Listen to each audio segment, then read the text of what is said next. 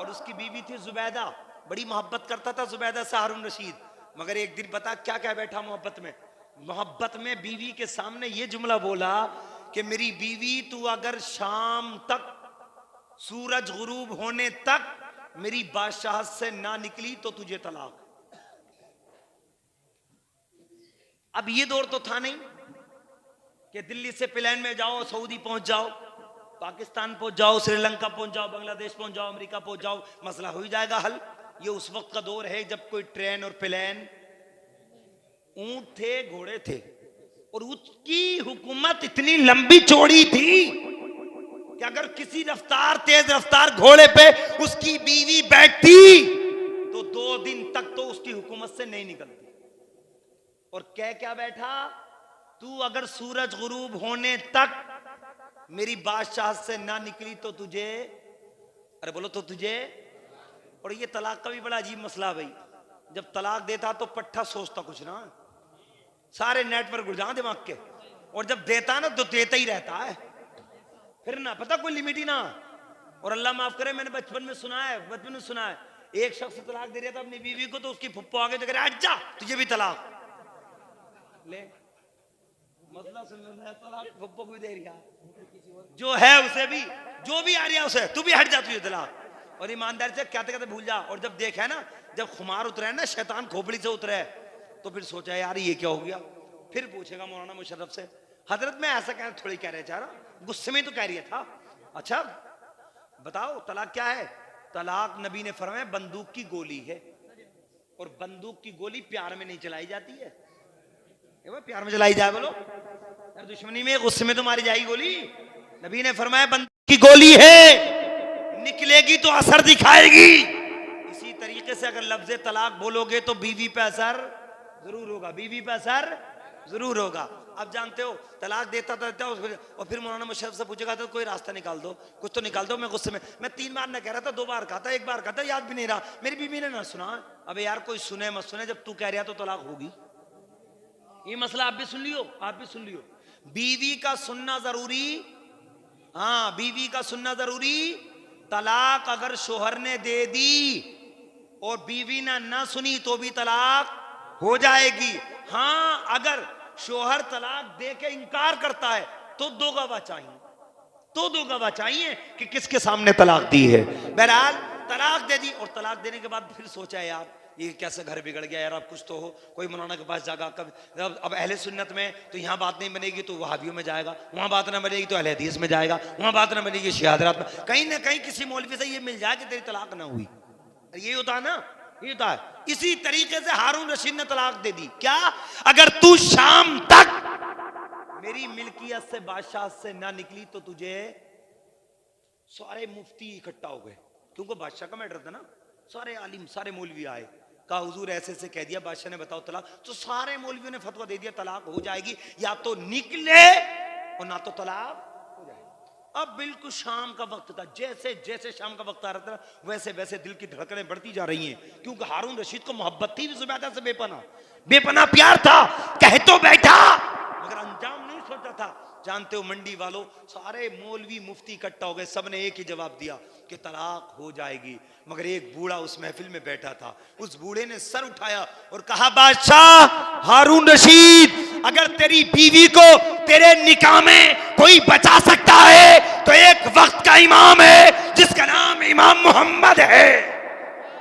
इमाम मोहम्मद है, वो तेरे निकाह में तेरे कुछ ना कुछ खैर ख्वाही कर देगा। अल्लाह अकबर। बुलायागा, जल्दी से कासिद को भेजाओ, इमाम मोहम्मद को बुला के लाओ। वो गरीबी जिंदगी गुजारते थे, झोंपड़ी में रहते थे। जैसे ही कासिद पहुंचा, ए इमाम मोहम्मद, आज बादशाह की अटी अटकी है, जल्दी से चलो। इमाम मोहम्मद ने कहा ये मोहम्मद का गुलाम है, बादशाह का गुलाम नहीं है। ये मोहम्मद का गुलाम है, बादशाह का गुलाम नहीं है। जिसको जरूरत पड़ती है वो प्यासा कुएं के पास आता है। अगर बादशाह को मेरी जरूरत है तो कासिद ना भेजे, बल्कि बादशाह खुद चल के आए, मैं उसके सवाल का जवाब दे दूं। सुभान अल्लाह, मोहब्बत सबर जुमकर सुभान अल्लाह। यार क्या मकाम है इन आलिमों का, क्या मकाम है इन कारियों का, क्या मकाम है इन कुरान पढ़ने वालों का। इमाम मोहम्मद ने इतना कहा ना, अगर कोई और मैटर होता तो बादशाह को गुस्सा आ जाता, मगर मैटर भी बड़ा कमजोर था।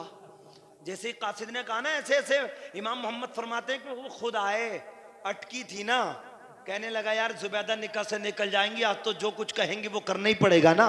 जल्दी से गया हारून रशीद, इसलिए कि टाइम वो जल्दी गुजर रहा था, शाम का वक्त आ रहा था, सूरज गुरूब होने का वक्त था। हारून रशीद दौड़ा दौड़ा गया, इमाम मोहम्मद की झोपड़ी पे पहुंचा, सलाम किया और कहा हुजूर जल्दी करो, जल्दी करो, मैं हाजिर खिदमत हूं, मेरे मसले का जवाब दो। इमाम मोहम्मद ने इरशाद फरमाया, मसले का जवाब तेरे दरबार में दिया जाएगा। मोहम्मद सुभान अल्लाह, तेरे दरबार में दिया जाएगा। शर्त यह है कि तुझे कुछ शर्तें पहले अदा करनी है। बोले हुजूर जल्दी से बताइए। बोले बड़े बड़े फख्र के साथ, बड़े नाजो नखरे के साथ, जिस बादशाही घोड़े पे सवार होके तू पूरे शहर में टहलता है, आज उस घोड़े की लगाम पकड़ के तू लेके आ, उस घोड़े पे मोहम्मद सवार होगा। सुभान अल्लाह, सुभान अल्लाह।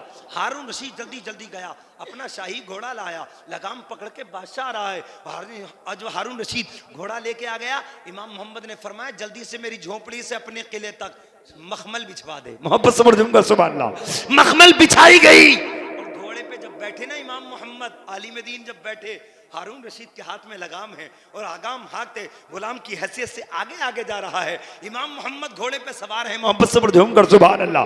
जैसे ही दरबार में पहुंचे, सारे लोग देखने लगे, ताज्जुब करने लगे, आज मामला कैसा, बादशाह गुलाम की हैसियत में और गुलाम जो पब्लिक का एक इमाम मौलवी है वो आका की हैसियत में दरबार में दाखिल हुए। और दरबार में दाखिल होने के बाद इमाम मोहम्मद जैसे ही दरबार में जिस तख्त पर हारून रशीद बड़े नाजो नखरे के साथ बैठता था, उस तख्त पर इमाम मोहम्मद बैठते हैं और सामने हारून रशीद को खड़ा कर लेते हैं। मोहब्बत से बढ़ूंगा सवाल।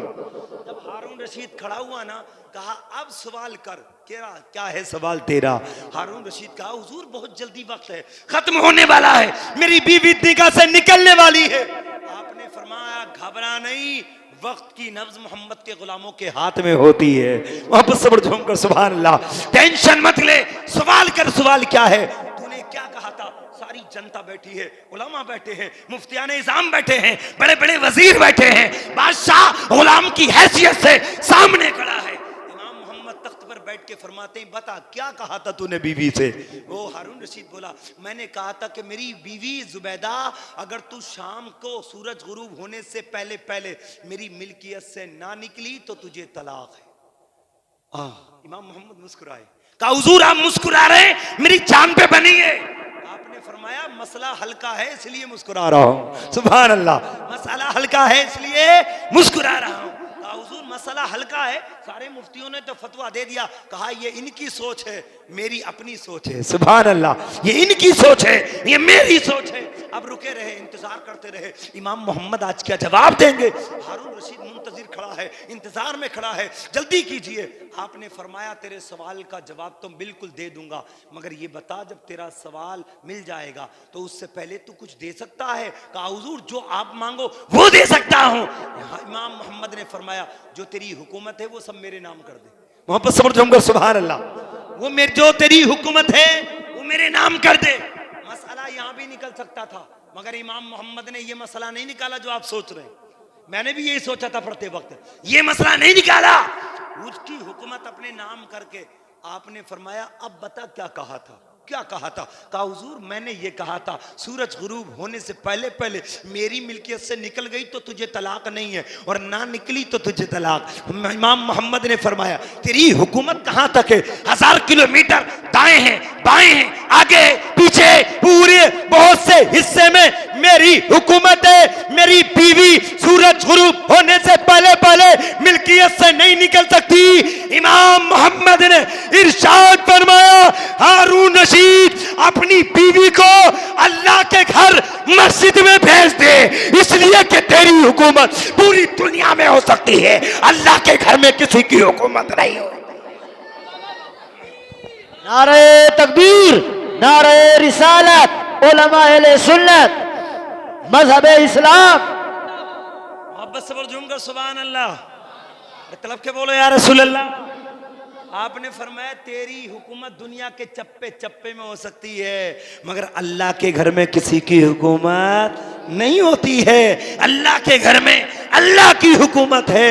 मस्जिद में भेज दे, तेरी बीवी निकाह से नहीं निकलेगी। सुभान अल्लाह, सुभान अल्लाह। मस्जिद में भेज दी गई, वक्त निकल गया, तलाक नहीं हुई। उसके बाद इमाम मोहम्मद ने फरमाया, ले जो तूने टिपन्ना लिखा था ना, तो तूने खत लिखा था, हुकूमत मेरे नाम की थी, मोहम्मद के गुलामों को हुकूमत की जरूरत नहीं है, नबी के दीवानों को हुकूमत की जरूरत नहीं है, तख्तो ताज की जरूरत नहीं है, घोड़ा और सवारी की जरूरत नहीं है, लाओ लश्कर की जरूरत नहीं है। हारून रशीद, मैंने हुकूमत अपने नाम इसलिए की थी ताकि दुनिया को पता चल जाए कि जहां बादशाहों की अटकती है वहां भी आलिम दीन काम आते, वहां भी आलिम दीन काम आते हैं। इसलिए प्यारे, आलिम दीन से मोहब्बत किया करो, उलमा इकराम से मोहब्बत किया करो, कुरान पढ़ने वालों से मोहब्बत किया करो, कुरान पढ़ने वालों से उल्फत रखा करो, और ये समझ के रखा करो कि जिंदगी में कभी कोई दिक्कत आएगी ना तो दुनियादार पूरी नहीं करेगा,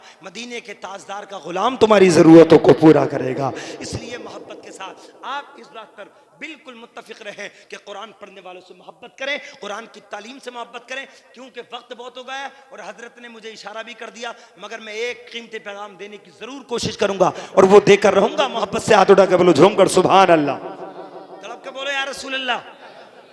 मदरसे का नाम मदरसा कंजुल उलूम, मदरसा कंजुल उलूम, कारी मुशर्रफ साहब पढ़ा रहे हैं, आप अपने बच्चों को पढ़ा रहे हैं। जानते हो मदरसे कितने काम के हैं? लोग कहते हैं मदरसों में क्या होता है, 5,000 का हाफिज बनता है, 10,000 का हाफिज बनता है। ये तुम्हारी और हमारी घटिया सोच है, वरना यहाँ से तो इतने इतने कीमती हीरे निकले हैं कि पूरी दुनिया उन पे नाश करती हुई नजर आती। जिस हिंदुस्तान में आप बैठे हो ना, लोग निशाना बना रहे मदरसों को, निशाना ईमानदारी से।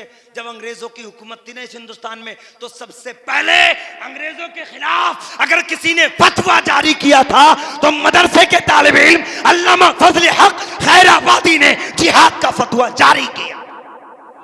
यार ये मदरसों से ही तो फतवा जारी हुआ है जो हिंदुस्तान आजाद हुआ अंग्रेजों के तसल्लुत से। इसलिए हम सबको चाहिए मदरसों से मोहब्बत करें और मदरसों का ताबुन करें, मदरसों में अपने बच्चों को जरूर पढ़ाएं। आखिरी तारीख, उसके बाद बिल्कुल तकरीर करम, इंशाल्लाह आपका ईमान ताजा हो जाएगा। मोहब्बत से झूम कर सुभान अल्लाह,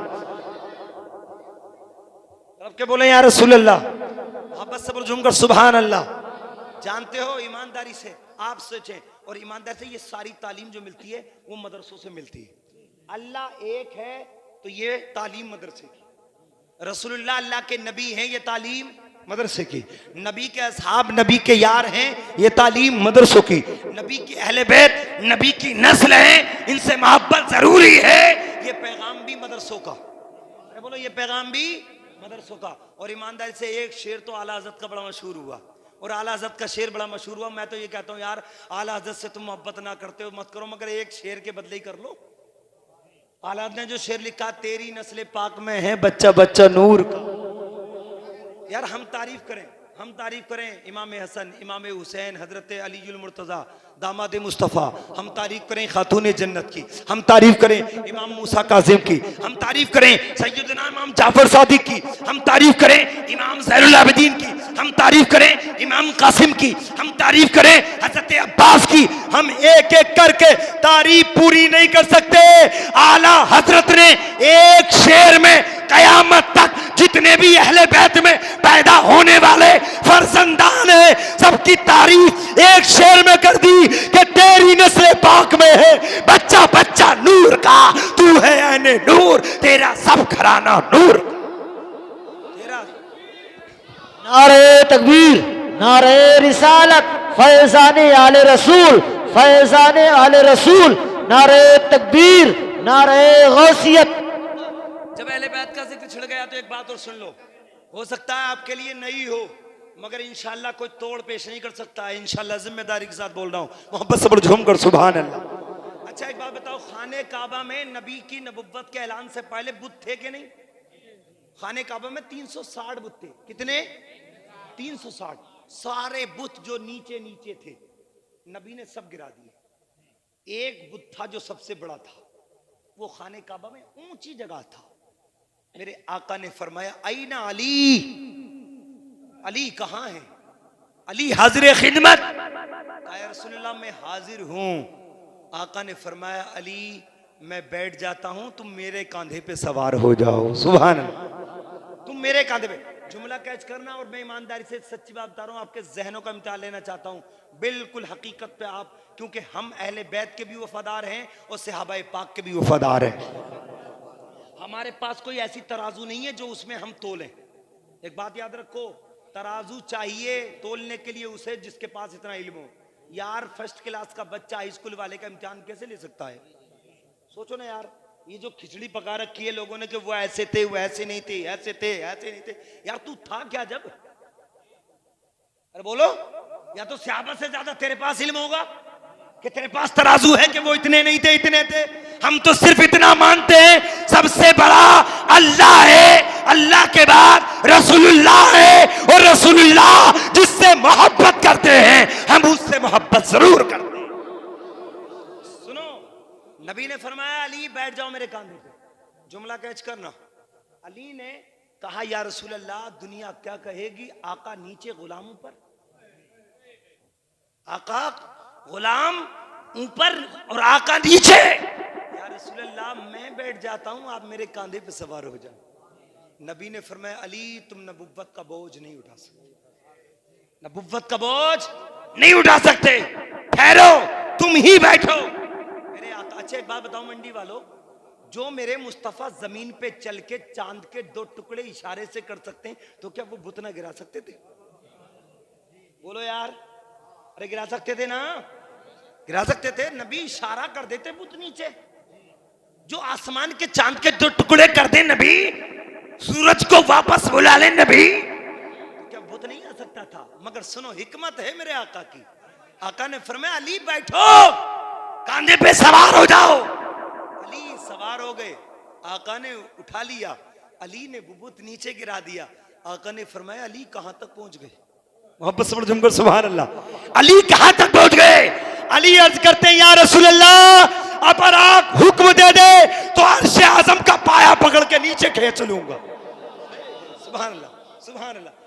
यार सोचो, अरे मजे की बात आ गई। सोचो यार, अली को नबी ने एक मर्तबा उठाया, एक मर्तबा उठाया, अली को नबी ने एक मर्तबा उठाया।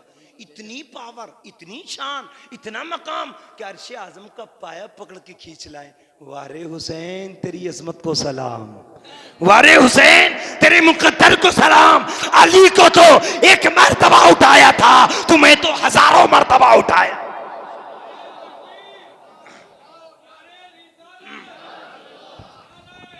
या अली, अली या हुसैन। मोहब्बत सब्र जुमकर सुभान अल्लाह। ईमानदारी से ये दुनिया की जो तारीखें आप पढ़ते हो ना तुम उर्दू की, इसमें आपको सिर्फ सिवाय बहकावे और गुमराही के अलावा कुछ नहीं मिलेगा। आप हकीकत में हदीस पाक पढ़ें, और सबसे पहले हमारे लिए कुरान है। हम दुनिया के राइटर का लिहाज बाद में रखेंगे, पहले कुरान का ख्याल रखेंगे। कोई भी राइटर की लिखाई अगर कुरान के खिलाफ आ जाए तो हम उस राइटर की लिखाई को नहीं देखेंगे, कुरान पाक का मकाम देखेंगे। अब देखो, नबी ने उठा दिया अली को। एक याद रखना, हिजरत की रात, हिजरत में मेरे मुस्तफा का घेराव किया, नबी को घेरा, कत्ल के इरादे से नबी को घेरा। मेरे आका ने फरमाया अली मैं जा रहा हूं मदीने को। मोहब्बत से झुमकर सुभान अल्लाह। हिजरत की रात नबी फरमाते मैं जाऊंगा मदीने को, और अली ये अमानतें हैं फला फला की, तुम भी दे के आ जाना। मोहब्बत से झुमकर सुभान अल्लाह। अली मेरे बिस्तर पे सो जाओ। अच्छा, मौत के बिस्तर पे सोना कोई आसान बात है क्या? बोलो यार, आसान बात है? नहीं ना। हम यार मौत तो मौत, अगर हमें ये पता चला है कि सामने बिच्छू है और हमें कोई आगे करते तो हम उसके थप्पड़ मार देंगे। अच्छा, बिच्छू काटने के लिए मैं रहा है ना, मगर अली से नबी ने फरमाया तुम सो जाओ और तुम सुबह को आ जाना। यहां एक बात ध्यान में रखना, अली बिस्तर पे सोए। किसी ने कहा अली को नींद नहीं आई होगी, इसलिए कि खतरा मंडला रहा होगा कि कोई कातिल किसी वक्त शिकार कर सकता है। अली से किसी पूछने वाले ने पूछा अली जब तुम नबी के बिस्तर पर सोए थे तो क्या तुम्हें नींद आई थी? अली फरमाते जिंदगी में ऐसी नींद कभी नहीं आई जितनी प्यारी नींद मुस्तफा के बिस्तर पे आई। जितनी प्यारी नींद मुस्तफा के बिस्तर पे आई थी। मोहब्बत से झूमकर सुभान। अच्छा, अकीदे की बात बोल रहा हूँ, अकीदे की गौर से सुनना, अकीदे की बात बोल रहा हूँ, तड़क के बोलो या रसूल अल्लाह। मोहब्बत से झूमकर सुभान अल्लाह। अली सो गए बिस्तर पे नबी के, है ना, अली सोए बिस्तर पे नबी के। अली फरमाते मुझे इतनी प्यारी नींद कभी नहीं आई जितनी की प्यारी नींद मुस्तफ़ा के फरमान के मुताबिक फर नबी के बिस्तर पे आई थी। अली सो गए। उसके बाद नबी सूरह यासीन शरीफ पढ़ के, और ये भी असर है सूरह यासीन शरीफ का, जो कोई दिक्कत हो, कोई परेशानी हो, कोई मुसीबत तुम्हें घेर ले, यही तो होता है जब रूह न निकलती तो सूरह यासीन पढ़ी जाती है। क्या मतलब, वो बहुत बड़ी दिक्कत का वक्त होता है। अगर कोई दिक्कत को दूर करना चाहते हो तो सूरह यासीन शरीफ की तिलावत कर लो, अल्लाह दिक्कत को दूर फरमा देता है। सूरह यासीन पढ़ी, मुस्तफ़ा ने थोड़ी मिट्टी उठाई और जब डाली ना, तो जो 40 कबीले के 40 पहलवान खड़े थे मुस्तफ़ा के इंतजार में, थोड़ी सी मिट्टी डाली थी मुस्तफ़ा ने, थोड़ी सी मिट्टी सबके ऊपर पड़ गई, सबके ऊपर पड़ गई। जब सुबह को निकले ना तो सर पे से झाड़ते झाड़ते परेशान थे, मिट्टी खत्म होने का नाम नहीं ले रही थी, नजर ही नहीं आया। मुस्तफ़ा चले गए। अब यहां से एक जुमला दे रहा हूं, नबी अली को सुला के गए, कहां गए? सिद्दीक अकबर के दरवाजे पे। सिद्दीक, अरे बोलो, सिद्दीक अकबर के दरवाजे पे। मुस्तफ़ा अपने यार के दरवाजे पे गए, और सिद्दीक अकबर के दरवाजे पे जब मुस्तफ़ा गए ना, मेरे आका ने सिद्दीक अकबर को आवाज दी। सिद्दीक अकबर परेशान हो गए, आका ए दो जहां पूरी दुनिया के आका, नबियों के नबी मेरे दरवाजे पे जल्दी से उठे और कहा मैं अल्लाह का हुक्म आ गया है। सिद्दीक अकबर से मेरे नबी ने फरमाया अल्लाह का हुक्म है, हमें हिजरत करना है, चलो। सिद्दीक अकबर चले गए। रात में सारे परिवार को छोड़ के मुस्तफ़ा के साथ चले। चलते चलते जब काफिरों ने सुबह की ना, तो इधर मीटिंग होने लगी, नबी निकल गए, पता नहीं चला। हजरत अली को जब सोया हुआ देखा तो किसी ने तो कहा था कि ऐसे ही मार दो, मोहम्मद का खत्म हो जाएगा, माज़अल्लाह खात्मा हो जाएगा। किसी ने कहा यार नामर्दी मानी जाएगी, ये बहादुरी के खिलाफ है, चेहरा तो उठा के हटा के देख लो। जब देखा तो अली को देखा, जब अली को देखा तो बोले बहुत मामला गड़बड़ हो गया, अब अली के साथ हम हमला नहीं कर सकते। जिसको कत्ल करने आए थे वो तो है ही नहीं, तो है ही नहीं, अली है। मगर सुनो, अली को कुछ नहीं किया। अब सिद्दीक अकबर के साथ मुस्तफ़ा हैं। जुमला कैच करना, मैंने शुरू में भी एक जुमला दिया था कि नबी ने अली को अपने कांधों पे उठाया। नबी चलते रहे चलते रहे चलते रहे। अब पीछे से जो घोड़ा लेके सुराका चला था, जो उस वक्त में काफिर था अब मुसलमान है, वो सुराका नबी का पीछा कर रहे हैं। नबी का पीछे करते करते बिल्कुल नबी के घोड़े के करीब पहुंचे।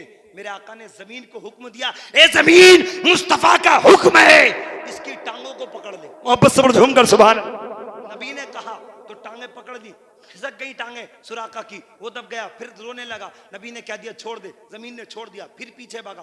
3 मरतबा पीछा किया। तीसरी मरतबा आका ने फरमाया सुराका तू इनाम के लालच में मेरा पीछा कर रहा है, जा तुझे मुस्तफ़ा इनाम देता है, जा कैसर और किसरा जब फतह होगा उसके जो सोने के कंगन होंगे वो तेरे हाथ में पहनाए जाएंगे। सुभान अल्लाह सुभान अल्लाह। इतना सुना, सुराका ईमान लेके मुसलमान हो गए। अब उसके बाद में एक जगह ऐसे पहुंचे, मेरे आका ठहरे, अबू बकर भी ठहरे। उसके बाद नबी ने फरमाया, अब मेरे नबी ने फरमाया अबू बकर बैठो, मैं तुम्हारे कांधे पे सवार होना चाहता हूँ। मोहब्बत से झूमकर सुभान अल्लाह। कांधे पे सवार होना चाहता हूँ। मंडी वालों, समझदारों, पढ़े लिखो, गौर करना। नबी ने खाने काबा में फरमाया था अली मेरे कांधे पे सवार, अरे बोलो आंधी कांधे पे सवार हो जाओ। और इधर नबी ने फरमाया सिद्दीक अकबर बैठो, मुस्तफ़ा तुम्हारे कांधे पे सवार होना चाहता है। क्या मतलब, अब दोनों को हिकमत को अपने जहन में तोलना।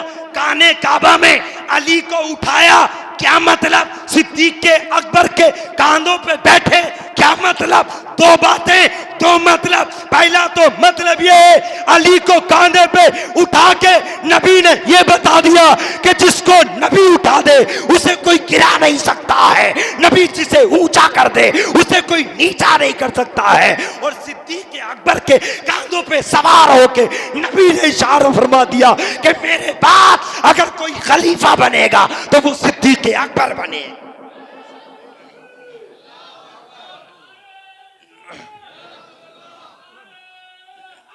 या अली, मोहब्बत से झूमकर सुभान अल्लाह। इसलिए प्यारे, हम बिल्कुल इस चक्कर में ना पड़े कि सिद्दीक अकबर की तौहीन करें, अली की तौहीन करें। सिद्दीक अकबर की तौहीन करें तो भी गुमराह होंगे, अलीयुल मुर्तज़ा की तौहीन करें तो भी गुमराह होंगे। और अली की तो वो शान है यार, अली की तो वो शान है। मेरे नबी ने फरमाया अली को चेहरे को देखना इबादत है, अली के चेहरे को देखना इबादत है। और इबादत तो आप जानते ही है, अली के चेहरे को देखना इबादत है। अली से मोहब्बत वो करेगा जिसके दिल में ईमान होगा, अली से प्यार वो करेगा जिसके दिल में इश्क़े मुस्तफ़ा होगा। हम तो इतना मानते हैं कि जिस सहाबी के लिए, जिस मुस्तफ़ा के उम्मती के लिए कुरान में फरमान जारी हुआ है, हम कुरान के फरमान से आगे नहीं जाएंगे, कुरान के फरमान पर अमल करेंगे, इंशाअल्लाह जिंदगी भी कामयाब और आखिरत भी कामयाब। अल्लाह फरमाता है लौ अंज़लना हाज़ल कुरान अला जबल, अगर इस कुरान को हम किसी पहाड़ी पे नाजिल कर देते तो यकीनन लराइतहु खाशियम मुतसद्दियम मिन खश्यतिल्लाह, अल्लाह के खौफ की वजह से, कुरान की पावर की वजह से पहाड़ टुकड़े टुकड़े हो जाता। बेशक हम कुरान से मोहब्बत करते हैं और कुरान पाक की तफसीर से मोहब्बत करते हैं, कुरान पाक के तर्जमे से मोहब्बत करते हैं, कुरान के एक एक हर्फ से मोहब्बत करते हैं, कुरान की एक एक आयत से, एक एक नुक्ते से, एक एक हरकत से हम मोहब्बत करते हैं। और यही तो कुरान हमें पैगाम देता है। कुरान पाक के पहले पारे में अल्लाह ने फरमाया युदिल्लु बिही कसीरम व यहदी बिही कसीरा, इसी कुरान को पढ़ के लोग गुमराह हो जाएंगे, इसी कुरान को पढ़ के लोग हिदायत पा जाएंगे। यार कुरान अल्लाह की किताब है। जिस फिरके के पास जाओगे आप, अहले हदीस के पास जाओ, देवबंदी के पास जाओ, चकलालवी के पास जाओ, नेचली के पास जाओ, जितने भी फिरके दुनिया में हैं सबके पास जाओगे, सब कुरान की दलील देंगे आपको, कुरान से हट के दलील नहीं दे सकते। क्योंकि कुरान ने क्या दिया ना, इसी को पढ़ के लोग गुमराह होंगे, इसी को पढ़ के लोग हिदायत पा जाएंगे। मैंने पूछा आलम तसव्वुर में कुरान क्या मतलब? कुरान फरमाएगा ए लोगों, अगर तुम नबी और नबी की अहले बैत की कमियां ढूंढने के लिए कुरान पढ़ोगे तो गुमराह हो जाओगे, और नबी की मोहब्बत, अहले बैत की मोहब्बत दिल में बसा के कुरान पढ़ोगे तो हिदायत के ताजदार बन। से मोहब्बत करो, कुरान को मोहब्बत से पढ़ो। ये दुनिया की ऐनक लगा के कुरान को मत पढ़ो, अहले बैत की मोहब्बत का चश्मा लगा के कुरान को पढ़ो ईमानदारी से। यही तो मैटर था। करबला में कोई हिंदू मुस्लिम की जंग थोड़ी थी, अबे हिंदू मुस्लिम की जंग थोड़ी थी, काफिर और इस्लाम की जंग थोड़ी थी। बज़ाहिर बनामे मुस्लिम तो यजीद भी था, वो भी तो नमाज पढ़ता था बनामे मुस्लिम, मगर जंग थी हक को बातिल की, जंग थी हक को बातिल की। यजीद ये चाहता था कि मैं जैसा चाहूं दीन का काम वैसा चले, वो जैसा चाहता था कुरान को चलाना चाहता था। हुसैन ने मदीने से ललकार कर कहा यजीद कुत्ते कान खोल के सुन ले, ये सारी दुनिया बर्दाश्त कर सकती है मगर मुस्तफा का नवासा बर्दाश्त नहीं कर सकता है। या जान दे सकता हूं या जान ले सकता हूं, मुस्तफा का दिया हुआ ईमान नहीं दे सकता। इसलिए कुरान से मोहब्बत करो, कुरान के पैगाम से मोहब्बत करो। और यूं ही तो हम सुन्नी कहते हैं भाई, इसीलिए तो हम सुन्नी कहते हैं। हर कलमा पढ़ने वाले को मुसलमान मत समझो, हर नमाजी को मुसलमान मत समझो, हर हाजी को मुसलमान मत समझो। इसलिए कि अगर मुसलमान समझने पे नमाजें जो पढ़ते हो ना तुम देवबंदियों के पीछे, अहले हदीस के पीछे, ये तुम्हारी बेवकूफ़ी है। तुम नमाज मत पढ़ा करो, तुम समझते हो वो भी कलमा पढ़ते हैं, वो भी कुरान पढ़ते हैं, वो भी अल्लाह को मानते हैं, वो भी रसूलुल्लाह को मानते हैं। क्या खाक मानेंगे? अरे करबला में तुम देखो, तारीख उठा कर पढ़ो तो दो दो जमातें होती थी। अम्र साद एक तरफ जमात करता था, मेरे हुसैन का खैमा में नमाज एक तरफ अलग होती थी। हुसैन ने करबला में उनसे अलग नमाज पढ़ के ये बता दी कि जो नबी का वफादार होता है उसकी गद्दारे अहले बैत के पीछे नमाज नहीं होती है, गद्दारे अहले बैत के पीछे नमाज नहीं होती है। जो गद्दारे अहले बैत हैं, चाहे वो अहले हदीस हो, वहाबी हो, देवबंदी हो, उनके पीछे नमाज मत पढ़ना। नमाज उसके पीछे होगी जिसका दिल इश्क़े मुस्तफा से सरशार होगा, अहले बैत की मोहब्बत में सरशार होगा, सहाबा किराम की मोहब्बत से मामूर। अल्लाह रब्बुल इज्जत कुरान पाक में फरमाता है लौ अंज़लना हाज़ल कुरान, अगर हम इस कुरान को किसी पहाड़ी पे नाज़िल कर देते लराइतहु खाशियम मुतसद्दियम मिन खश्यतिल्लाह, तो यकीनन कुरान की पावर की वजह से अल्लाह के खौफ से पहाड़ टुकड़े टुकड़े हो जाता। ये कुरान की पावर है। इंशाअल्लाह जिंदगी सलामत रही तो आगे की गुफ्तगू जारी रहेगी। अल्लाह की बारगाह में दुआ करूंगा अल्लाह रब्बुल इज्जत मेरे बोलने में, आपको सुनने में जो कसरत से गलती हो हुजूर के सदक़े माफ़ फरमाए। आमीन।